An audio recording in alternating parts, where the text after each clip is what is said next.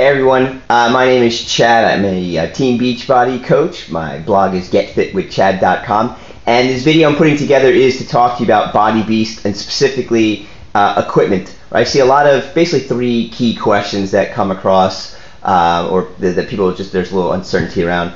One is the nutrition, one are supplements, and the third is the actual equipment needed for the program. So I've gone through all the workouts. I'm a few weeks into the program already, and I wanted to give you my thoughts on the equipment. You know, really what's the bare minimum, what is really the basic set you should have, and then optimum. It really depends on really what your current strength level is, how strong you think you may get, or if you have prior lifting experience or not. So before I get started though, a few things I wanted to just want to give a couple important links or references. One, after watch this video, if you have any questions about the program, if you're thinking about it, maybe you decide to do the program, or you find this video helpful at all, first thing I do is encourage you, leave a comment.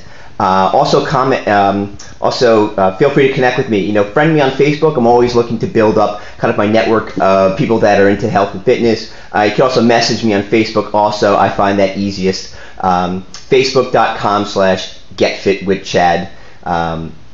What else? Or you can email me directly at getfitwithchad@gmail.com. Let me see, what's number two. Secondly, again,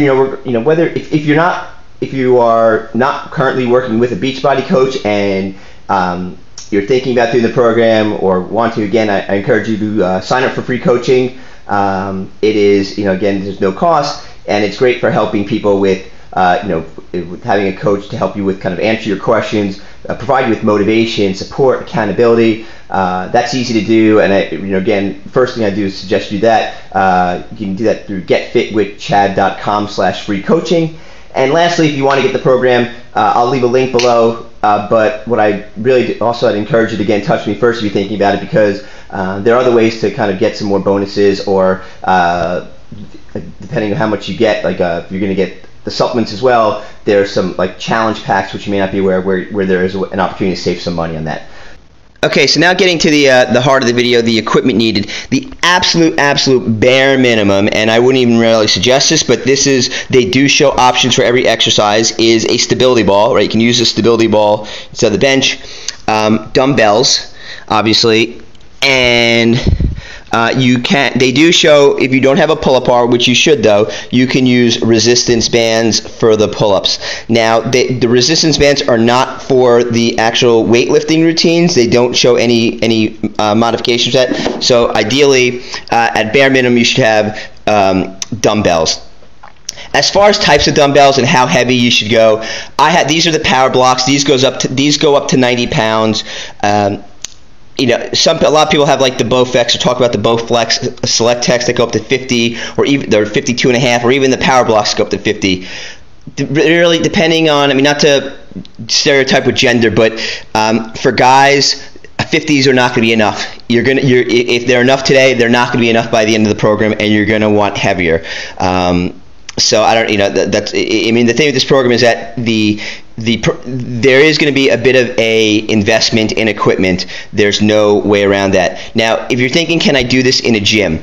Obviously, yes, because there's a lot more equipment available and heavier equipment available. However, unless you go on an off hour, because of all the there's a lot of supersetting and giant sets and doing multiple exercises in a short period of time. So you're going to need access. You're going to need a lot of space and a lot of access. So you're not going to get the most out of the program if you're like waiting for people. If you're waiting for dumbbells as someone else is doing a set working in there. So unless you can get to a gym at an off hour, or it's a pretty empty gym, it can be done, but it's going to be a little challenging.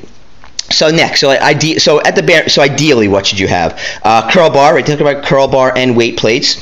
A bench. I recommend the bench over the stability ball, again, because you're moving weight. So you're moving heavy weight. It's not about, unlike a P90X2, you obviously have to engage your core and work that, but you really need the stability to help you with the stability of a bench, and invest in a decent bench. I know there are plenty of places where you can get like a cheap bench, $60 or so, except those typically have the maximum weight is pretty low. So if you think about your body weight on this, plus plus the weight of the dumbbells or the bar, and even in some cases, like for some of the leg stuff, you're actually taking weights and you're stepping up on the bench. You need something that's going to be able to support a decent amount of load, and also make sure your bench is adjustable. This one has about 5 positions to go from flat to incline. Let me see. We spoke about the dumbbells. Again, adjustable dumbbells. The only thing I'd expand on that, adjustable dumbbells are definitely the way to go. Or if you have a whole dumbbell rack, except you need from 5s all the way up to close to 70, 100 at minimum. So that's pretty. That gets to be pretty pricey. People have a lot of people may talk about using what's the word? Just dumbbells that you could replace with the weights, spin lock dumbbells. The problem is because there's so many, because there's the way the sets are all structured, you are going to you're going to be pausing a lot, waiting to undo the spin locks, add more weights, and then put the new weights back on, and it's going to hold you up and make your workout routine much longer. Another thing which I forgot to mention, sorry, I'm adding this. Another important piece of equipment is your worksheets. I went and printed out 90 days worth of worksheets. This is an absolute must because you need to have every. So the worksheets are each workout. It's not like a P90X where you could have like back and like chest and back, and it takes care of like a five weeks worth of workouts. Each workout has its own sheet. You need this so you can write down what you're doing day over day over day, so you can go back you do just chest and tries one day, and then next week you pull out what you did the week before and you improve upon it, whether it's you should be upping your weight more so than increasing your reps, and that's only if you don't you increase your reps only if you don't make it to what the max rep they ask you to do. So that's it.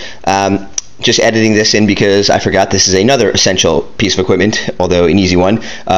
Printed worksheets. Okay, so let's talk now about optimal equipment. This is where I do my pull-ups. So a lot of people, you could also have like one of those pull-up stands that go by the door frames. I happen to have one on my rack, which is why I use this. I also use an Olympic bar for certain exercises instead of either the heaviest weight on my dumbbells or the curl bar. There are some exercises like some compounded moves like deadlifts, squats. The rows I'll use that for, shrugs, things where you can get where you can get over 200 pounds, and the dumbbells just don't accommodate that. So, certain of those exercises are where you're going to need more weight than what your dumbbells may provide, especially as you get into the lower rep range.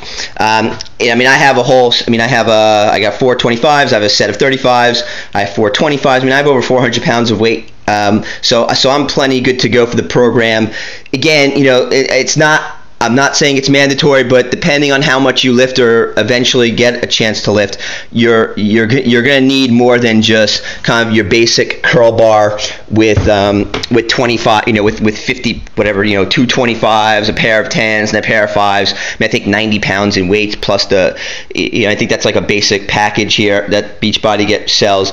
But you're going to need more than that. Especially for like the massed compound exercises like the rows, like the squats, like the deadlifts. That's not, it may seem a lot at first, but you're going to go through that quickly. So there you go. That's it. There's my equipment review. Again, message me, friend me on Facebook. Message me if you have any questions or if I didn't answer anything. But hopefully this provides a little more context as far as realistically what I think the amount of equipment you're going to need to go through Body Beast. Take care, everyone. Have a good day.